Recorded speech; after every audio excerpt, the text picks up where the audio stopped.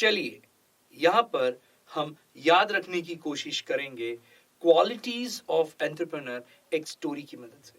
But story समझने से पहले हम लिस्ट डाउन करते हैं कि कौन से क्वालिटीज हैं एंटरप्रेन्योर के। Entrepreneur must be discipline. Entrepreneurs should have confidence to run the business. Entrepreneurs must be open-minded. Entrepreneur must be a self-starter. Entrepreneur has to be competitive to achieve success. Entrepreneur must have creativity in his work. Entrepreneur must have determination for success. Entrepreneur should have strong communication skills. Entrepreneur must have strong work ethics, and entrepreneur must be passionate about his work. चलिए, जैसे हमने list down कर दिए सारे qualities entrepreneur के, अब एक अच्छी सी स्टोरी बनाते हैं और इन क्वालिटीज को याद रखने की कोशिश करते हैं। और स्टोरी का नाम है क्वालिटीज ऑफ एन एंटरप्रेन्योर मेरे वर्ल्ड क्लास पियानो म्यूजिशियन बनते समय। मैंने डिटरमाइन किया कि मैं एक वर्ल्ड क्लास पियानो म्यूजिशियन बनूंगा और इसके लिए मैंने world class trainer mister AR. Rahman को अपना गुरु बनाया। उन्होंने मुझे बताया कि अगर मुझे वर्ल्ड क्लास म्यूजिशियन बनना है तो उनके रूल्स को मुझे डिसिप्लिन से फॉलो करना पड़ेगा। मैंने उनकी बात को माना और मैं उनकी रूल्स को फॉलो करने लगा। वो जितना बोलते, जितनी देर बोलते, जैसा बोलते, मैं वैसे म्यूजिक की प्रैक्टिस करने लगा।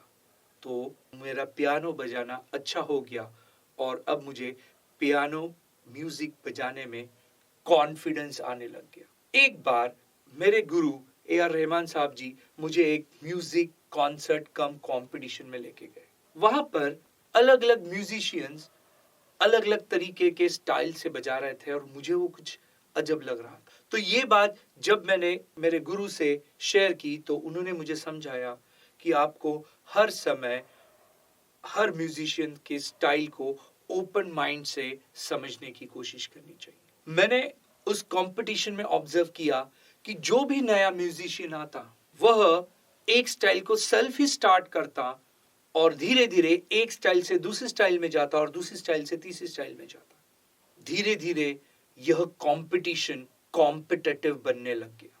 हर एक म्यूजिशियन जो स्टेज पे आता और परफॉर्म करता वो अपने नई नई स्टाइल म्यूजिक की बता के अपनी क्रिएटिविटी दिखाने की कोशिश करता। इनफैक्ट वहां पे बहुत सारे म्यूजिशियन थे जो पिछले 15-15 सालों से म्यूजिक की प्रैक्टिस कर रहे थे और अपना एक अलग स्टाइल का मेलोडियस म्यूजिक लोगों के सामने प्रेजेंट करने का उनमें एक कमिटमेंट दिख रहा था। इनफैक्ट बहुत सारे म्यूजिशियंस ने तो अपनी दिल की बात अपने म्यूजिक से अच्छे से कम्युनिकेट कर ली। तब जाके मुझे पता चला कि म्यूजिक की मदद से हम हमारी बातें स्ट्रांगली कम्युनिकेट कर सकते हैं। तब ए.आर. रहमान जी ने मुझे समझाया कि अगर आपको म्यूजिक की ऊंचाइयों पे जाना है, आपको म्यूजिक के प्रति स्ट्रांग वर्क एथिक्स बना के रखना पड़ेगा। आपको म्यूजिक के प्रति एक अजब तरीके का पागलपन लाना पड़ेगा और यही पागलपन या पैशन आपको म्यूजिक में सक्सेस की ऊंचाइयों पे लेके जाएगा। मैंने मेरे गुरु की यह बात मानी और आज मैं पियानो म्यूजिक में सक्सेस की चोटियों पे हूँ। चलिए जरा रिवाइज करेंगे, आंसर करेंगे मेरे साथ कि आपको क्या क्या पॉइंट्स याद आते हैं। वेल, एक बार मैंने वर्ल्ड क्लास पियानो म्यूजिशियन बनने की ठानी तो मैंने पियानो सीखने के लिए world class trainer mister AR. Rahman को अपना गुरु बनाया। उन्होंने मुझे समझाया कि अगर आपको वर्ल्ड क्लास म्यूजिशियन बनना है तो मुझे उनके रूल्स को कैसे फॉलो करना पड़ेगा। करेक्ट, मुझे उनके रूल्स को डिसिप्लिन से फॉलो करना पड़ेगा। तो अब मैं उनके रूल्स फॉलो करने लग गया। उन्होंने जब जितनी देर जिस तरीके के म्यूजिक को फॉलो करने बोला मैं वैसे उतनी देर उस तरीके के म्यूजिक को फॉलो करने लगा और कुछ ही दिनों में अब मेरा पियानो बजाने का स्किल्स अच्छा हो गया। तो अब मुझे पियानो बजाने में क्या आना शुरू हो गया। करेक्ट, तो अब मुझे पियानो बजाने में कॉन्फिडेंस आना शुरू हो गया। मुझे एक दिन मेरे गुरु मिस्टर ए.आर. रहमान जी एक म्यूजिक के कॉन्सर्ट कम कंपटीशन में लेके गए। वहां पे मैंने नोटिस किया कि अलग अलग म्यूजिशियंस अलग अलग टाइप का म्यूजिक बजा रहे थे जो मुझे इतना कुछ भा नहीं रहा था। तो ये बात जब मैंने मेरे गुरुजी से शेयर की, ए आर रहमान जी से शेयर की, तो उन्होंने मुझे बोला कि मुझे किस तरीके से अलग अलग म्यूजिशियंस के म्यूजिक को समझना चाहिए। करेक्ट, उन्होंने मुझे बोला कि मुझे ओपन माइंड से अलग अलग म्यूजिशियंस के म्यूजिक स्टाइल को समझना चाहिए। एक एक म्यूजिशियन स्टेज पे आके एक स्टाइल से म्यूजिक बजाने में क्या करता। करेक्ट, एक एक म्यूजिशियन स्टेज पे आके एक स्टाइल से म्यूजिक बजाने का सेल्फ स्टार्ट करता और धीरे धीरे एक स्टाइल से दूसरी स्टाइल, दूसरी स्टाइल से तीसरी स्टाइल में बजाते जाता। धीरे धीरे वो म्यूजिक कॉन्सर्ट, वो कंपटीशन क्या बनने लग गया।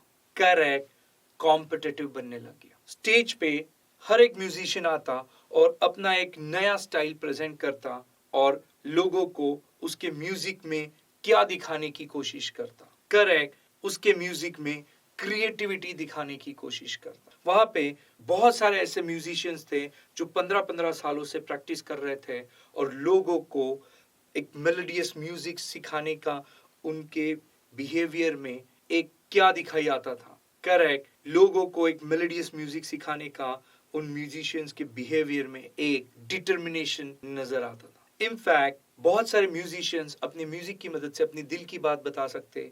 तो तब मुझे समझ में आया कि हम हमारी फीलिंग्स को म्यूजिक की मदद से कैसे कम्युनिकेट कर सकते हैं। करेक्ट, तब मुझे समझ में आया कि हम हमारी फीलिंग को म्यूजिक की मदद से स्ट्रांगली कम्युनिकेट कर सकते हैं।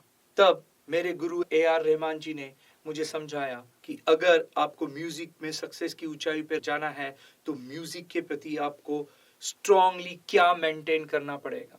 करेक्ट, म्यूजिक के प्रति मुझे स्ट्रांगली वर्क एथिक्स मेंटेन करना पड़ेगा और म्यूजिक के प्रति मुझे अलग अजब सा एक पागलपन लाना पड़ेगा और यही पागलपन या कौन सी चीज मुझे म्यूजिक में सक्सेस की ऊंचाइयों पे लेके जाएगी। करेक्ट, पागलपन या पैशन म्यूजिक के प्रति मुझे सक्सेस की ऊंचाई पे लेके जाएगी और इस तरीके से मैं वर्ल्ड क्लास पियानो म्यूजिशियन बन गया।